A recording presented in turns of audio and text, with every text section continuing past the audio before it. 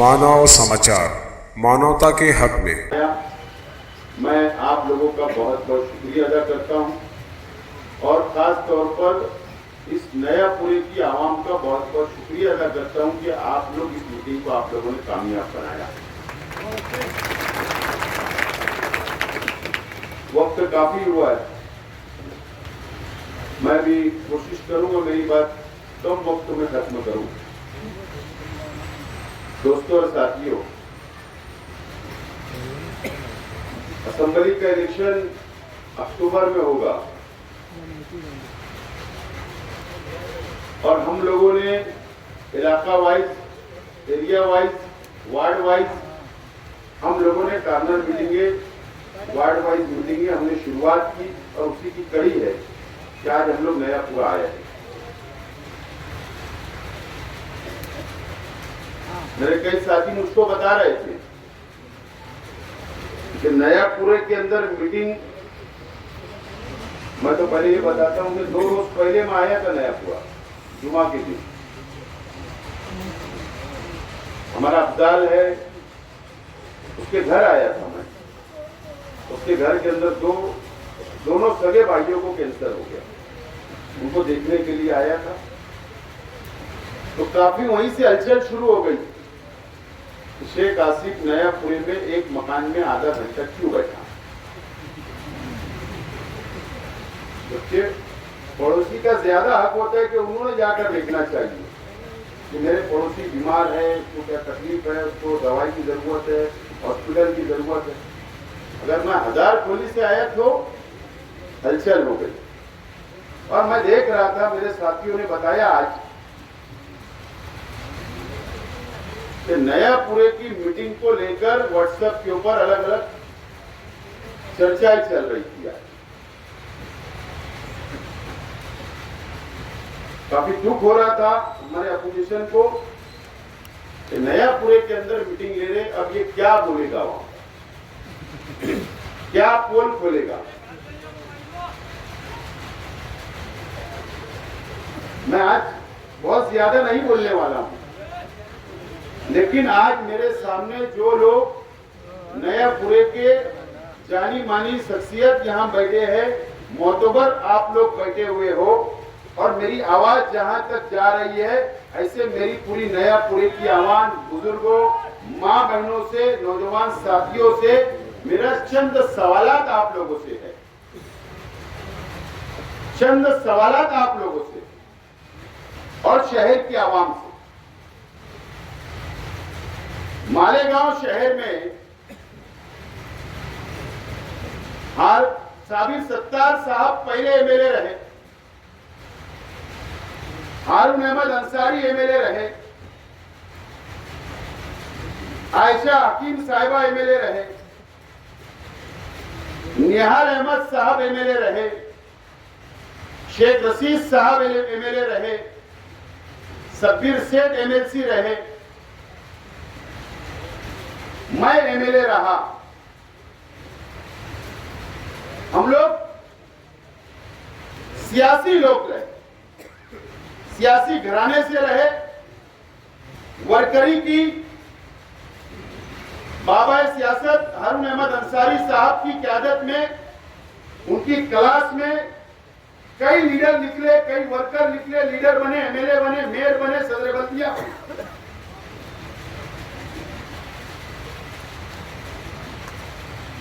JP से ही सब लोगों का सियासी सफर शुरू हुआ, इसीलिए उनको बाबा सियासत कहा गया।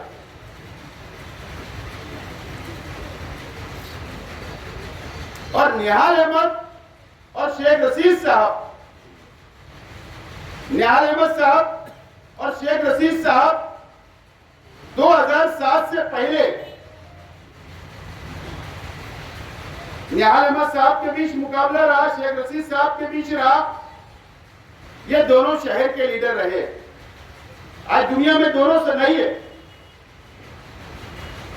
2007 में ये मंच पे बैठे हुए लोग गवाह है, ये शहर की आवाम गवाह है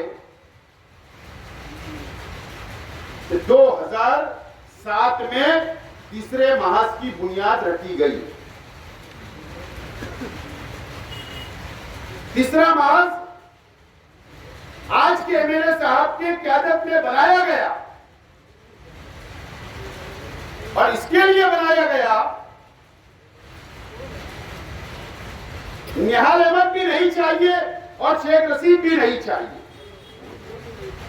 ये दोनों क्यादत नहीं चाहिए। इसके लिए तीसरा महाज और तीसरी क्यादत शहर को जरूरत है, इसके लिए बनाई थी। और उस वक्त निहाल अहमद साहब भी और शेख रशीद साहब के ऊपर भी इल्जामात लगाए गए कि ये सियासत अच्छी नहीं करते, ये तामीरी काम नहीं करते, ये करप्शन करते, ये पार्टियों को चलाने के लिए रुपया पैसे की रेलफेल करते, साफ सुथरी सियासत नहीं करते। इस तरीके का एक हवा खड़ा किया गया शहर के अंदर और तीसरे मास की बुनियाद रखी गई। आज हमारे मीटिंग के सदर उस वक्त तीसरे मास के फाउंडर थे, बुनियादी मेंबर थे। नया पूरा वार्ड से कितने लोग थे?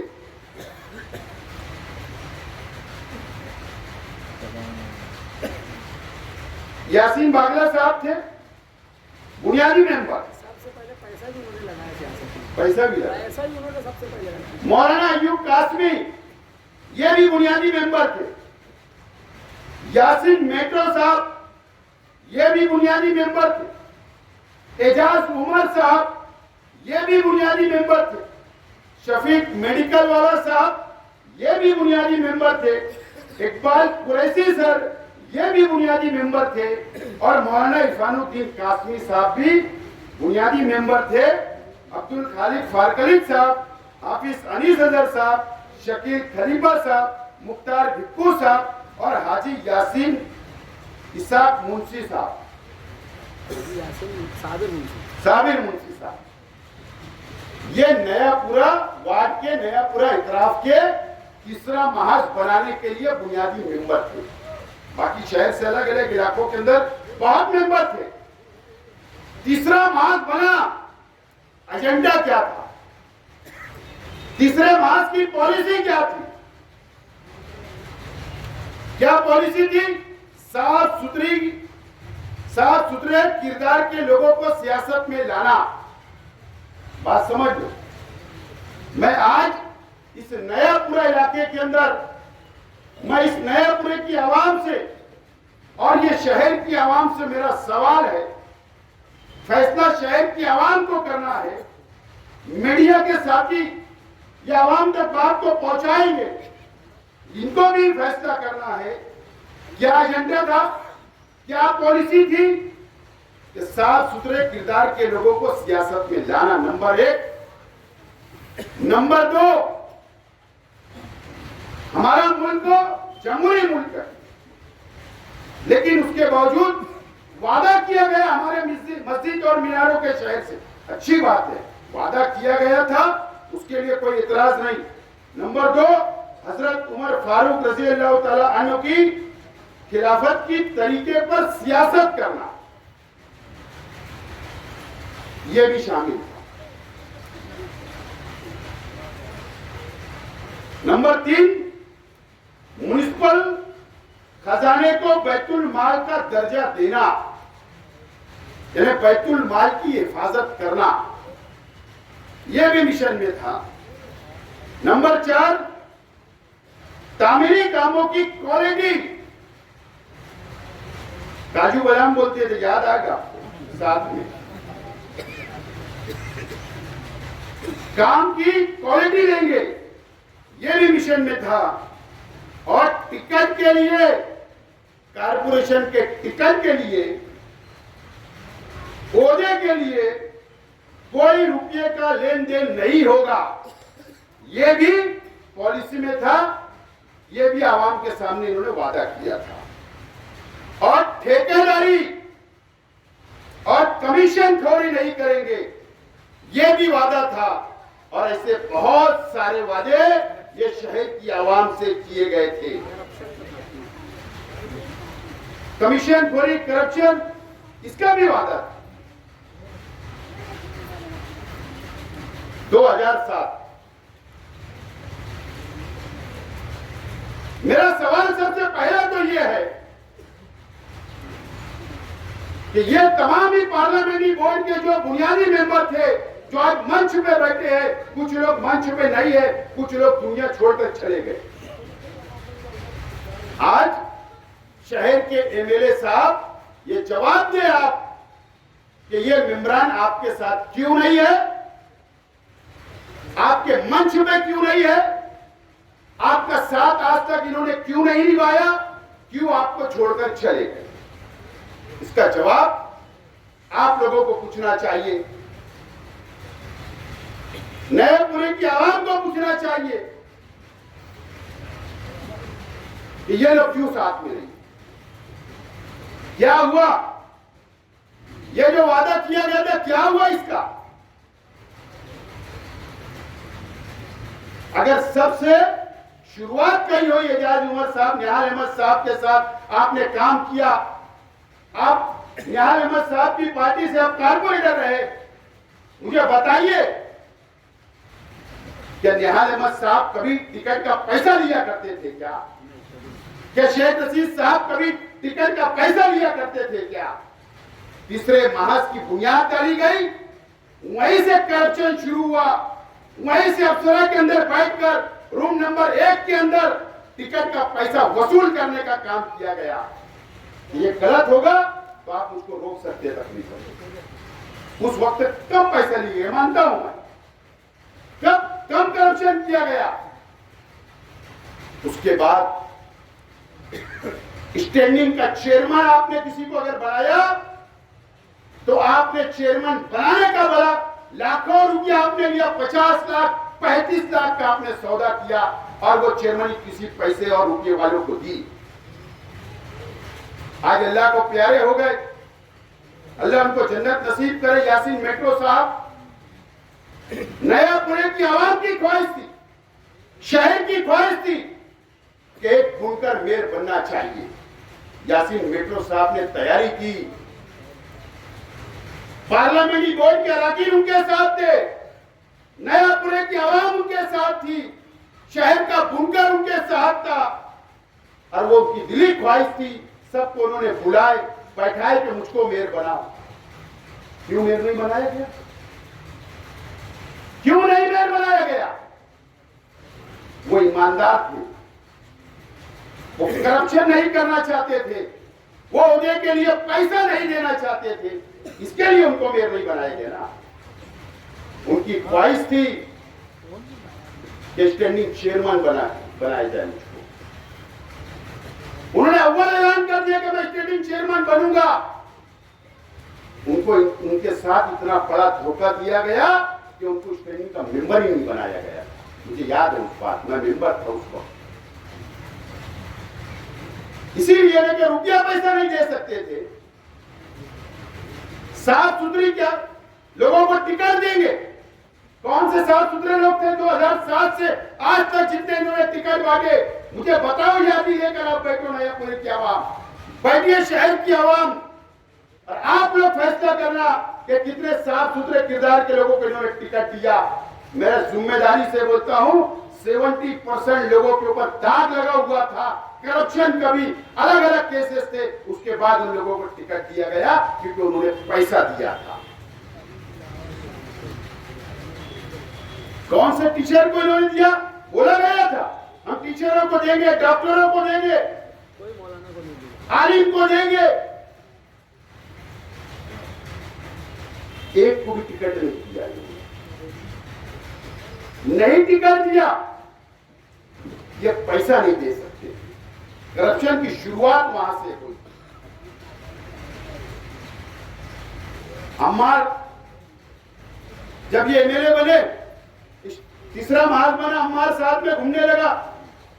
एमएलए बने, उसके बाद अम्मार जाके उससे पूछिए, स्टैंडिंग कमेटी की मीटिंग चालू रहती थी, अंदर मीटिंग चलती थी, बाहर आके बैठ जाता। एमएलए साहब ने भेजे हिस्सा लेने के लिए हिस्सा, इतना पैसा आ रहा है हमको हिस्सा दो।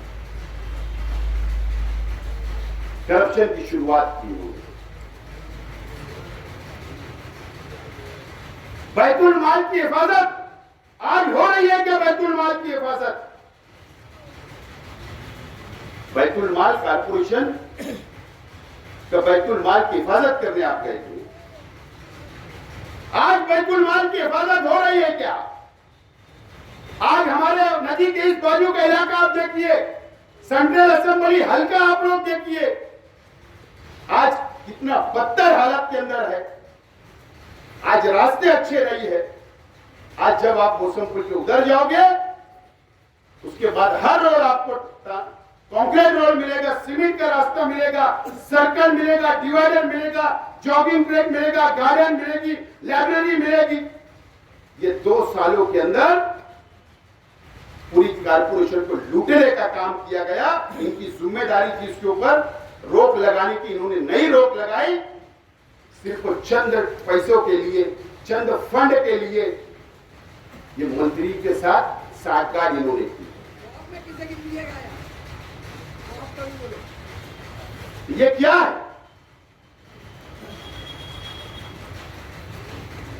ये शहीद के अवाम ने उनसे सवाल करना चाहिए।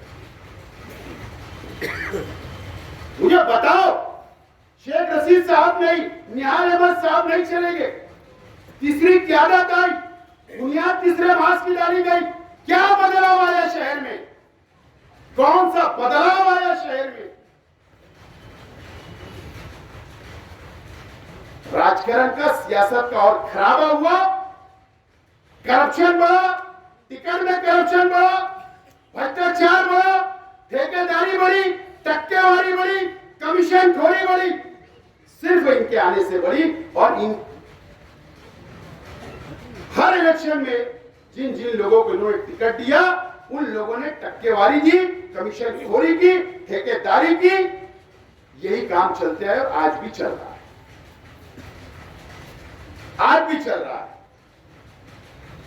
अगर बदलाव आया होगा 2007 से आज, अगर बदलाव आया होगा, तुम बता दीजिए हम लोगों को, बता दीजिए शहर के आवाम को। मुशर्रफ चौक पे जलसा लेके आप बताइए कि ये मैंने बदलाव लाया।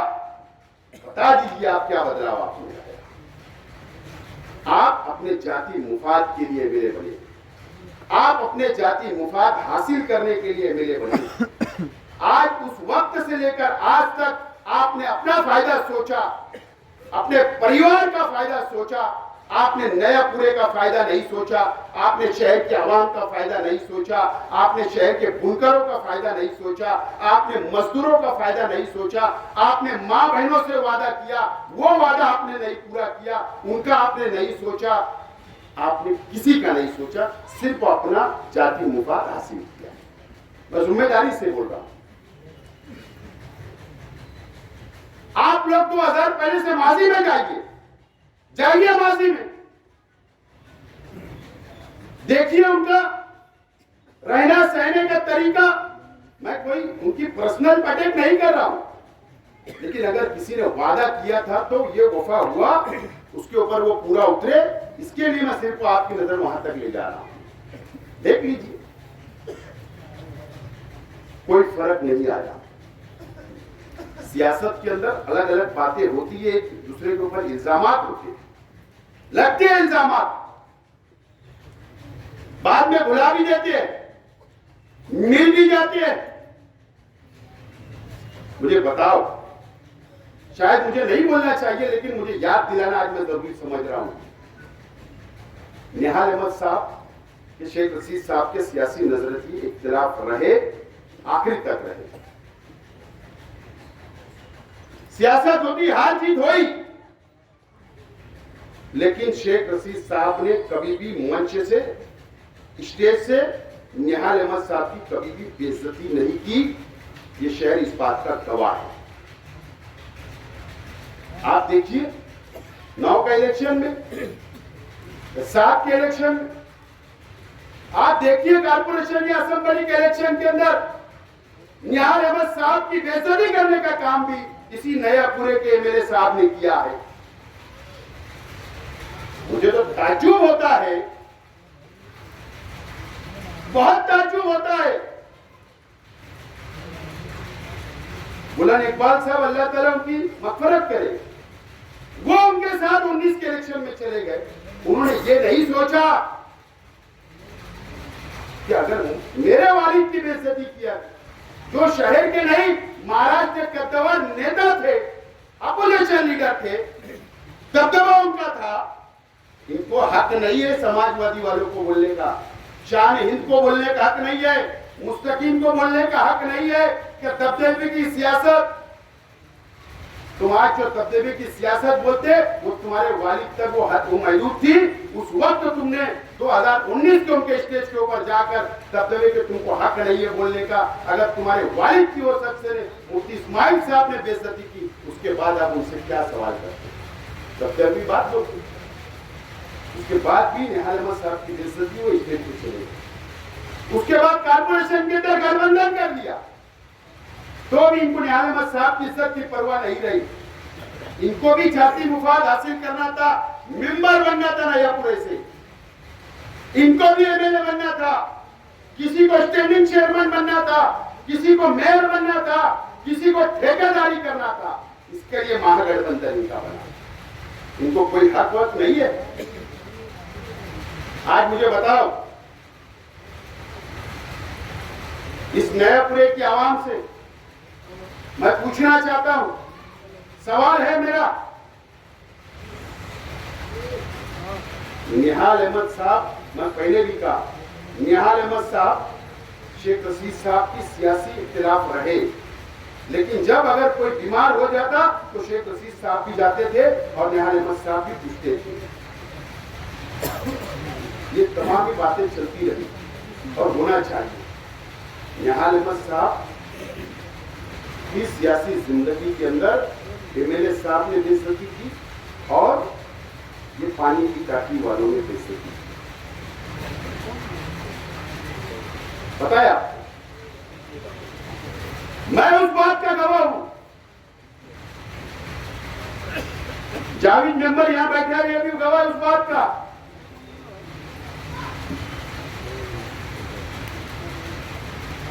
तो 2009 में मेयर के इलेक्शन के बाद जब डिस्क्वालिफिकेशन मेंबरों का निहाल अहमद साहब ने डिविजनल कमिश्नर ऑफिस के अंदर डाला, तो कमिश्नर की ऑफिस के अंदर निहाल अहमद साहब, सादा निहाल अहमद साहिबा, शान हिंद, ये तमाम ही लोग मौजूद थे। ये पानी की टाकी के लोगों ने नंगी नंगी गालियां निहाल अहमद साहब को दी, बेइज्जती की। लेकिन आज ये रात को 12 बजे जा रहे हैं वहां पर और रात को 4:30 बजे वापस आ रहे, क्योंकि इनको एमएलए बनना है। उनको इज्जत का कोई ख्याल नहीं, कोई परवाह हुआ नहीं। किसकी भी बेइज्जती हो जाए, इनको एमएलए सीट चाहिए। ये कौन सा सब ताज्जुब है। हम क्यों बेदार नहीं हो रहे?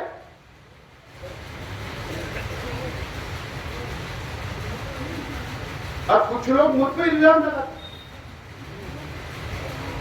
12 नवंबर के वक्त तो बोले बोला नहीं, ये वक्त तुम्हें बोले पार्टी छोड़ दिया। अरे किसकी तुम तरफदारी कर रहे? किसकी तरफदारी कर रहे? तुम्हारे वालिद की बेइज्जती करने वालों की तरफदारी करोगे? शर्म आना चाहिए तुम लोगों को। हमारे से सवाल पूछने का तुमको कोई हक वक्त नहीं है। तो ये मुफ्ती साहब है, ये शहर के एमएलए है, ये वो लोग है समाजवादी के लोग, ये नयापुरे की आवाम अब आपको फैसला करना है। ये मुझ पर इल्जाम लगाए कि शेख आसिफ पार्लियामेंट इलेक्शन लड़ने के लिए 10 करोड़ के अंदर बात कर रहा था।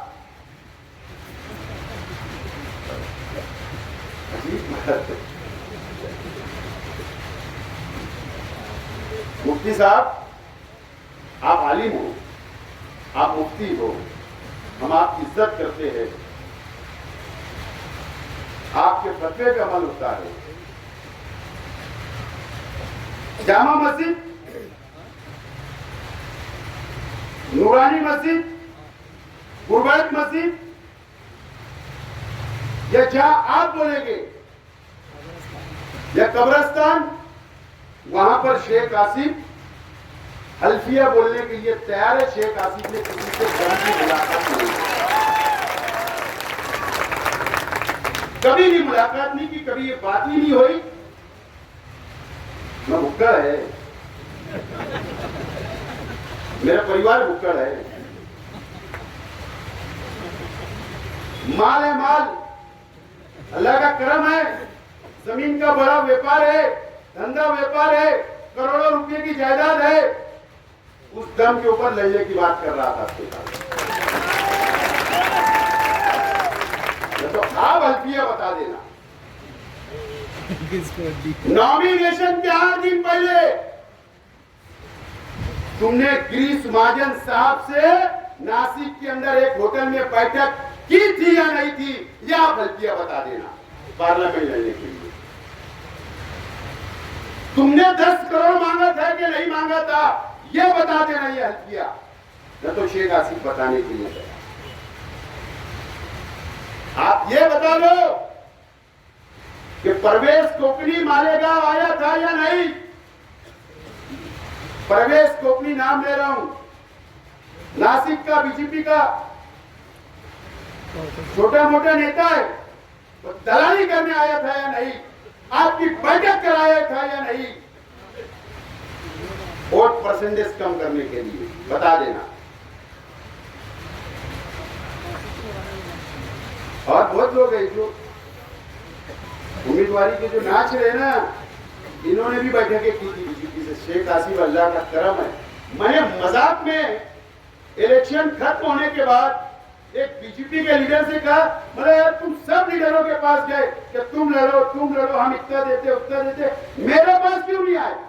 बोले तुम हिंदू वोट खा लेते थे, तुम ही छूट के आ जाते थे, हमको ऐसा शख्स चाहिए था कि 50-25 हजार वोट खा ले, इसके लिए इनको ढूंढ रहे थे। बोले तुम छूट के आ जाते, इसलिए नहीं आए। तो उन्होंने भी तुम्हारा, उनके पास क्या इज्जत है तुम्हारी, कितना गिरा कितना वजन है, समझ गए। मुफ्ती इस्माइल साहब झूठ मत बोलो, शेख आसिफ हल्फिया बोलने के लिए तैयार। पार्लियामेंट के इलेक्शन के वक्त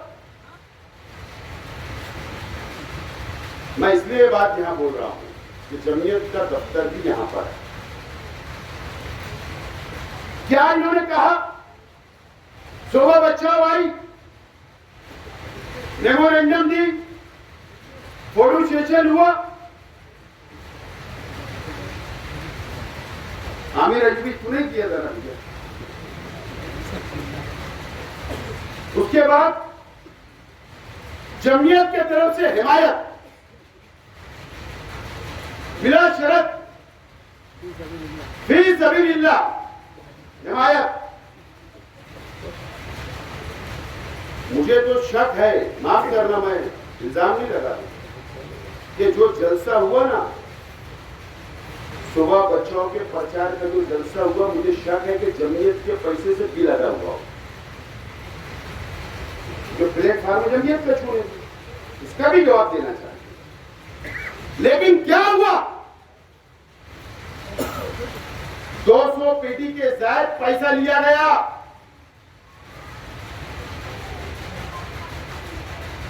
50,000 रुपया पर पेटी के हिसाब से पैसा लिया गया। मेरा सवाल है एमएलए साहब के वर्करों से, एमएलए साहब के जिम्मेदारों से, क्या आपके नाम पर धोखा दिया गया, जमीयत को धोखा दिया गया, शहर के आवाम को धोखा दिया गया और पूरा पैसा खा लिया गया? वो पैसा कहां गया? ठीक है, सुबह बच्चों अभी इनकार करेगी, मुझे मालूम है, उसका लड़का भी इनकार करेगा, लेकिन मुस्तकिम डिग्निटी में जो बोला था ना कि कोई पारसा नहीं है, सबने पेटी वाइज पैसा लिए, बिल्कुल सच बात है, मैं उसकी बात से सहमत हूं। हमने नहीं लिया, लेकिन वर्करों को, कारपोरेटरों को, साबिक कारपोरेटरों को जहां जहां हमको जिम्मेदारी दी, हमने वहां पैसा बांटा, धोखा नहीं दिया, जेब का लगाया, तुमने वो पैसा क्या किया, तुम्हारे वर्करों को क्यों नहीं मिला, तुम्हारे रिक्शा क्यों नहीं लगी, तो पैसा कहां गए, जवाब तुमको देना पड़ेगा। तुम्हारे फायदे के लिए जमयत का भी इस्तेमाल आप करते हो, ये कौन सी बात, इसका जवाब भी आपको देना पड़ेगा। उस पे इल्जाम लगा रहे कि मैं बीजेपी के साथ चला जाऊंगा, वाह, किसने बोलना मुझको, किसने मेरे पे सवाल उठाना। मुफ्ती साहब, आप शहर की आवाम और नयापुरे की आवाम से मैं बोलना चाहता हूं, अक्टूबर इलेक्शन हुआ 19 में, मुफ्ती इस्माइल साहब एमएलए बने, लोग भाई जरा तुम रिकॉर्ड करो, तुम पहचान जाएंगे। शुक्रिया का जलसा हुआ या नहीं हुआ, चांदोर का एक सागर नाम का व्यक्ति, क्या बोल रहा हूं मैं, देखो ये चुन कर आए किससे, एमआईएम से, कौमी मिल्लत के नाम पर वोट ली, एनआरसी के नाम पर वोट लिया गया, मजहब के नाम पर वोट लिया गया, इतने जज्बात में लाए गए, वोट ले लिए गए। एमआईएम के एमएलए, 2 एमएलए चुनकर है, 2, एक फारूक शाह साहब और ये, मुझे फारूक शाह का नहीं पता।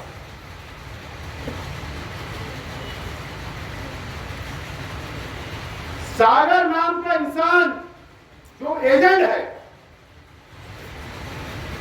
आज के वज़ीर आला का,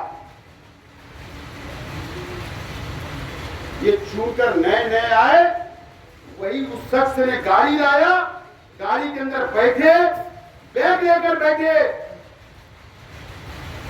और मुंबई के वर्ली जो सीलिंग है ना, उस इलाके के अंदर जब सीलिंग खत्म होता है, वर्ली के सरकारी गेस्ट हाउस के अंदर 6 दिन आप वहां पर थे, क्यों थे, सरकार तुम्हारी नहीं बन रही थी, तुम्हारी तो इधर भी सरकार नहीं बनने वाली थी, उधर भी नहीं बनने वाली थी, तुम 6 दिन आपने क्या किया वहां पर, और एक दिन तुम थाने की होटल में, एक दिन तुमने क्या किया, ऐसा 7 दिन का हिसाब ये शहर की आवाम को दो। 7 दिन का हिसाब हुआ। उस वक्त तो उद्धव ठाकरे साहब का चीफ मिनिस्टर बनना फाइनल नहीं था, आज के वज़ीर आला का चीफ मिनिस्टर बनने की बातचीत चल रही थी। इसके लिए एमएलए की कमी नहीं होना चाहिए, कोई पार्टी भाग नहीं जाना चाहिए। इन्होंने पहले दिन से शिवसेना के साथ में मिलकर सौदेबाजी शुरू की थी। उसी दिन ये शहर की आवाम का वोट बिक चुका था, आपको धोखा दिया गया था, आपके वोटों का सौदा किया गया था, कौम को बेच दिया गया था। उसी दिन से आपकी बेचने की शुरुआत हुई शहर की आवाम। इसका जवाब आप देना। उसके बाद वजीर आला बन गए उद्धव ठाकरे साहब।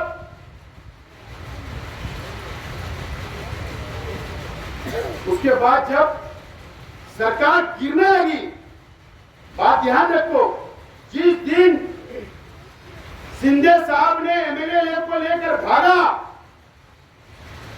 उस वक्त भी इनका सौदा किया गया, शहर की आवाम का सौदा किया गया, और उस वक्त भी इनको तटस्थ गैर जानिबदार रखा गया। इन्होंने उनके खिलाफ भी वोट नहीं किया, मुखालफत नहीं की, ये तटस्थ रहे। उस वक्त भी शहर की आवाम को बेचने का काम किया। उसी पीरियड में राज्यसभा के चुनाव हुए, उस वक्त भी इन्होंने कांग्रेस राष्ट्रवादी के उम्मीदवारों को वोट नहीं दिया। उस वक्त भी सिंधे सेना और बीजेपी को इन्होंने वोट दिया, उनके उम्मीदवारों को वोट दिया। उस वक्त भी ये शहर का सौदा किया गया। अभी 12 जुलाई को एमएलसी चुनाव के वक्त भी इन्होंने कांग्रेस, राष्ट्रवादी कांग्रेस, उद्धव ठाकरे, सेकअप के उम्मीदवार को वोट नहीं दिया, शिंदे और शिवसेना के लोगों को वोट दिया। उस वक्त भी सौदा किया।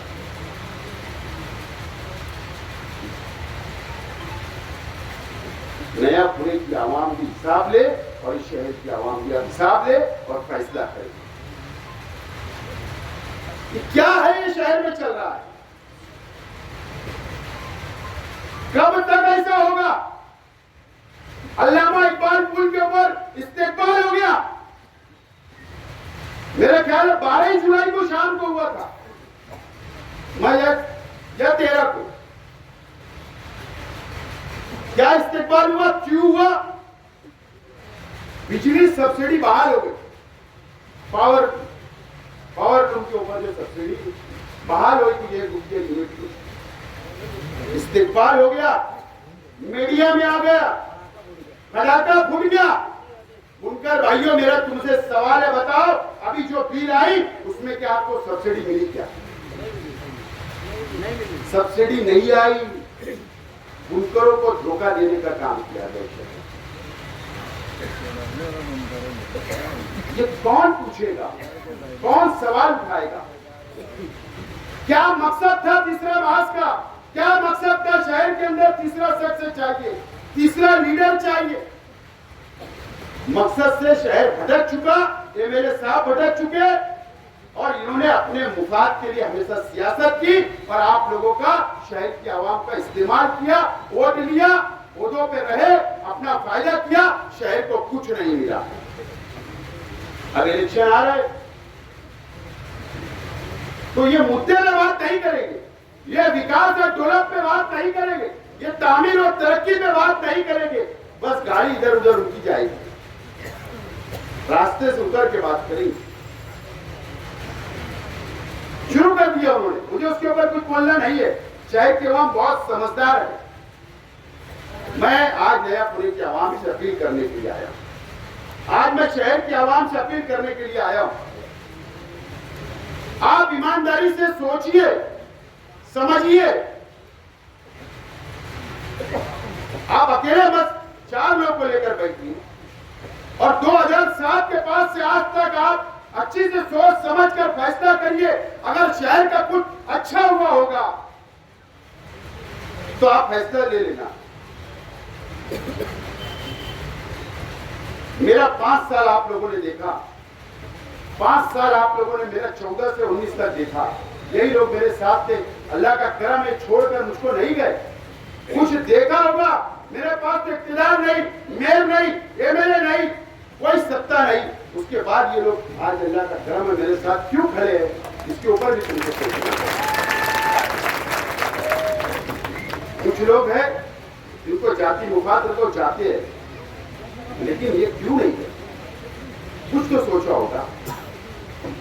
चाहे साइजिंग की बात हो, पावर लूम की बात हो, सब्सिडी की बात हो, पॉलिसी के ऊपर बोलना हो, कौम मिल्लत के लिए आवाज उठाना हो, मुस्लिम मसाइल के ऊपर आवाज उठाना हो।